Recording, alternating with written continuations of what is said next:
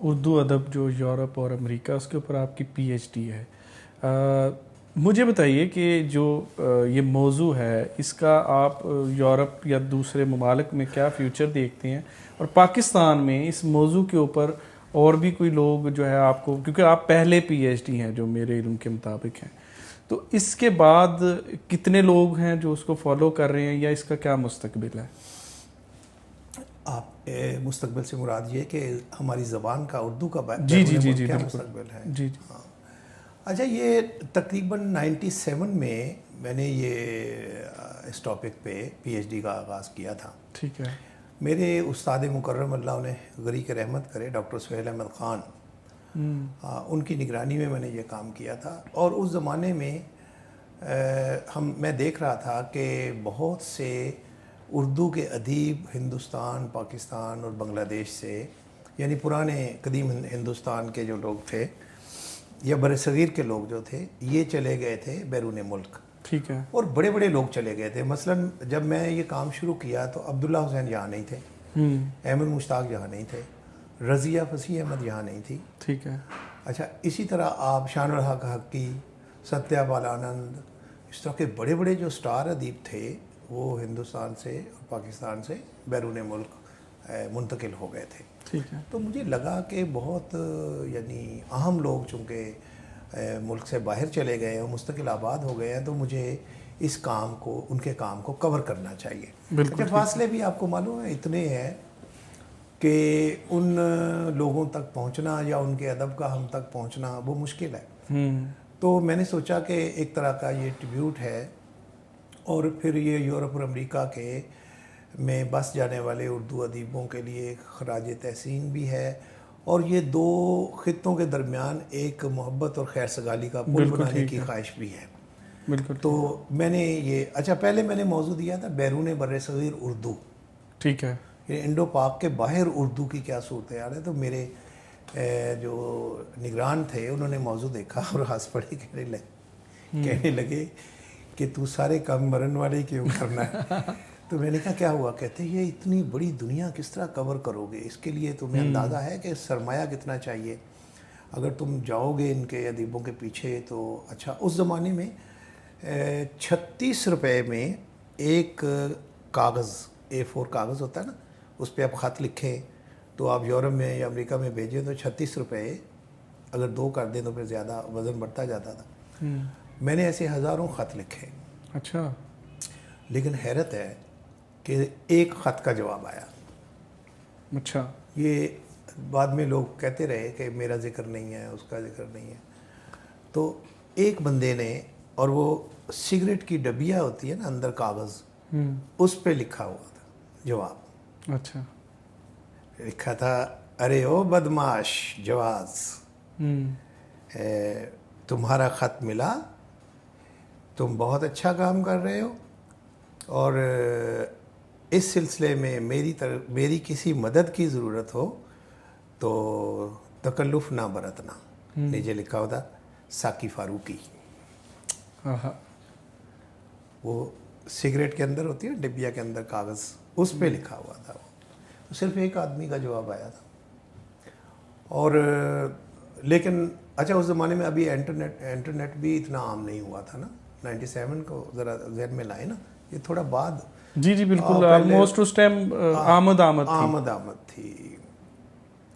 بہرحال یہ پھر میرے نگران نے کہا اسے تھوڑا سا اس کی تحدید کرو، لیمیٹیشنز اس کی کرو، کہ سارا دنیا تو نہیں ہو سکتی. پھر میں نے کہا اچھا ٹھیک ہے، میں کروں گا یورپ اور امریکہ میں، اردو ادب یورپ اور امریکہ میں. مجھے کہنے لگے کہ یہ بھی ہلاک کر دینے والا کام ہے. میں نے کہا آپ کیا کہتے ہیں؟ کہتے ہیں کہ میں کہتا ہوں کہ اردو ادب برطانیہ میں.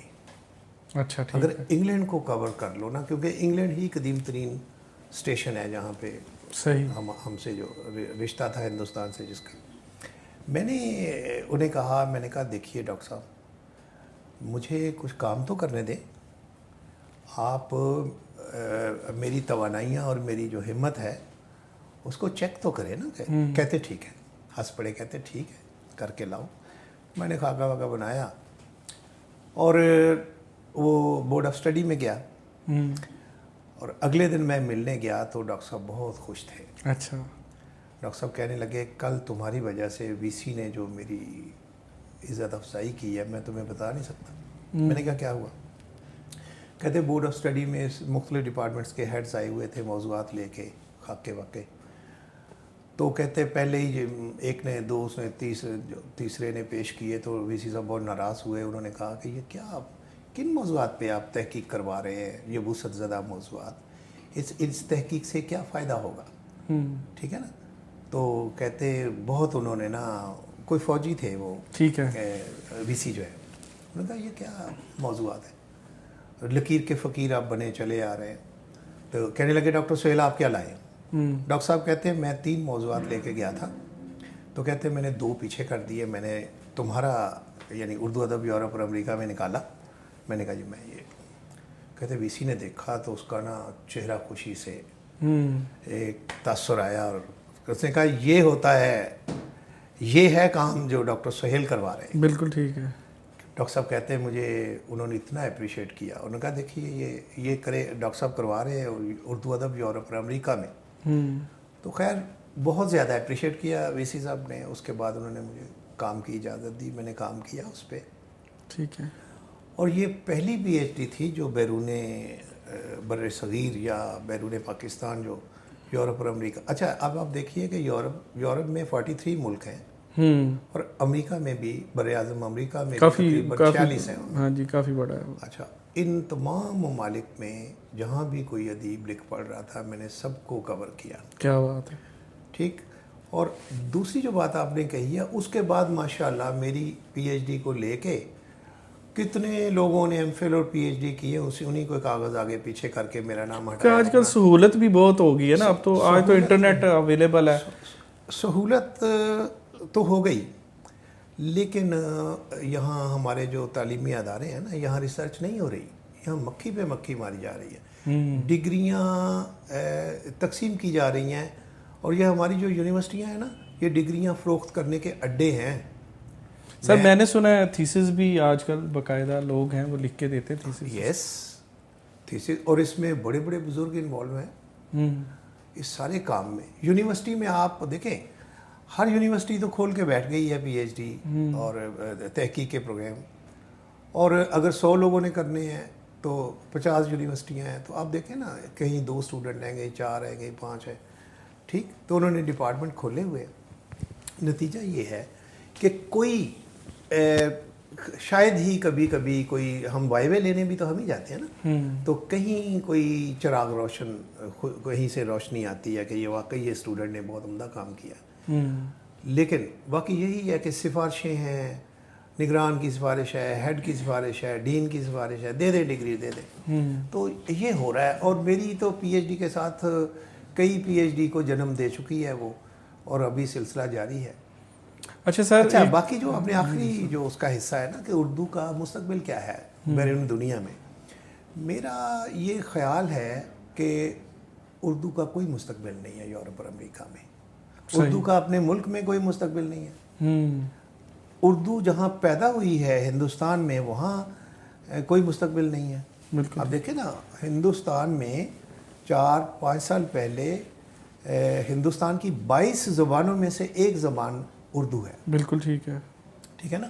تو سارا کچھ تو یہاں سے لکھ کے دے رہے ہیں. یعنی 2 نمبر لوگوں نے بیرونی دنیا میں اتنے 2 نمبر شاعر، ادیب، ناولسٹ، پتہ نہیں کیا کیا پیدا کیا، وہ سارا ادھر سے لکھ کے جا رہا ہے. وہ جن لوگوں کے ابھی ہم نے نام لیے نا، مثلا احمد مشتاق ہیں وہاں، ثاقب فاروقی ہیں، یا اپنے عبداللہ حسین تھے، یا ستیہ پال ہیں، یا اس طرح کے جو لوگ تھے وہ تو یہاں سے اسٹیبلش ہو کے گئے تھے. ان کا تو ہمیں پتہ تھا یہ لکھنے والے ہیں. بہت سے لوگ ہیں جنہیں ماشاءاللہ جو ایک چکر لگا کے آتا ہے وہاں 5-7 گاہک گھیر لیتا ہے اور اس کو یہاں سے پھر اپنی شاعری اپنے نام پہ ماشاءاللہ کبھی کچھ نہیں چھپتا ان کے. ساری تو شاعری جو لکھ کے دے رہے ہیں باہر کے لوگوں کو سپلائی کر، طلب کو رسد بھیجی جا رہی ہے. سردی آتی ہے نا تو جرسیوں کی ضرورت ہے تو وہ کہتے ہیں ہم بھیجتے ہیں.